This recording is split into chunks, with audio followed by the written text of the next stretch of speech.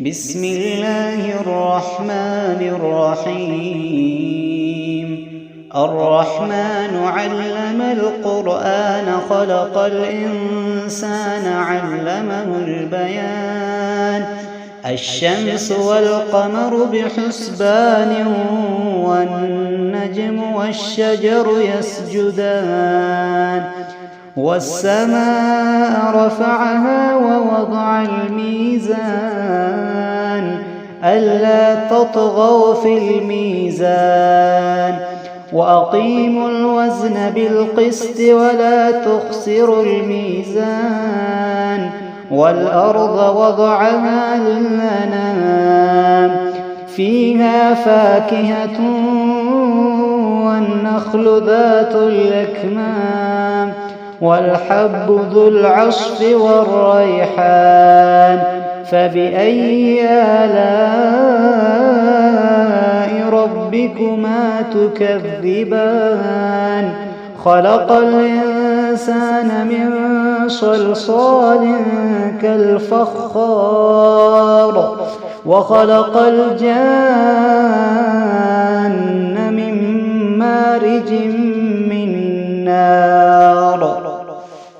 فبأي آلاء ربكما تكذبان؟ رب المشرقين ورب المغربين. فبأي آلاء ربكما تكذبان؟ مرج البحرين يلتقيان بينهما برزخ لا يبغيان. فبأي آلاء ربكما تكذبان؟ يخرج منهما اللؤلؤ والمرجان. فبأي آلاء ربكما تكذبان؟ وله الجوار المنشآت في البحر كالأعلام. فبأي آلاء ربكما تكذبان؟ كل من عليها فان ويبقى وجه ربك ذو الجلال والإكرام. فبأي آلاء ربكما تكذبان؟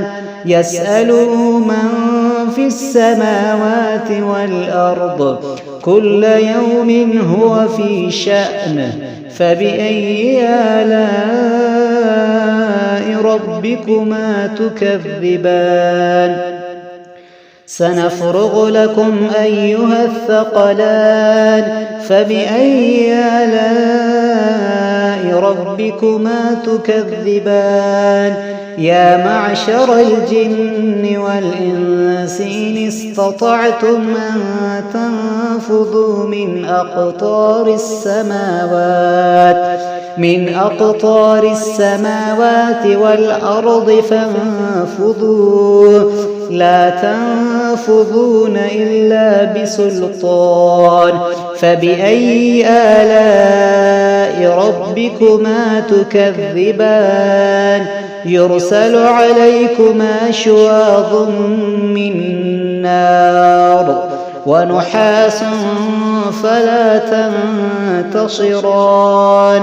فبأي آلاء ربكما تكذبان؟ فإذا انشقت السماء فكانت وردة كالدهان. فبأي آلاء ربكما تكذبان؟ فيومئذ لا يسأل عن ذنبه إنس ولا جان. فبأي آلاء ربكما تكذبان؟ يعرف المجرمون بسيماهم فيؤخذ بالنواصي والأقدام. فبأي آلاء ربكما تكذبان؟ هذه جهنم التي يكذب بها المجرمون يطوفون بينها وبين حميم آن فبأي آلاء ربكما تكذبان ولمن خاف مقام ربه جنتان فبأي آلاء ربكما تكذبان ذواتا أفنان فبأي آلاء ربكما تكذبان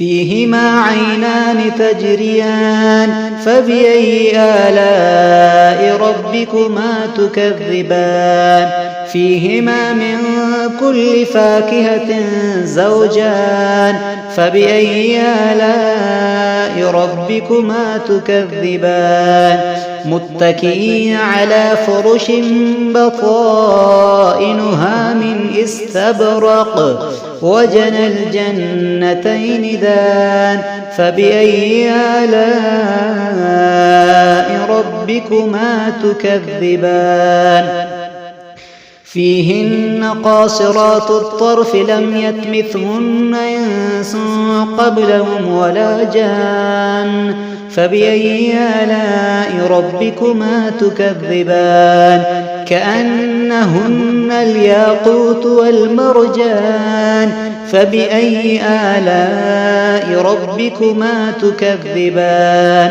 هل جزاء الإحسان إلا الإحسان فبأي آلاء ربكما تكذبان ومن دونهما جنتان فبأي آلاء ربكما تكذبان مدهامتان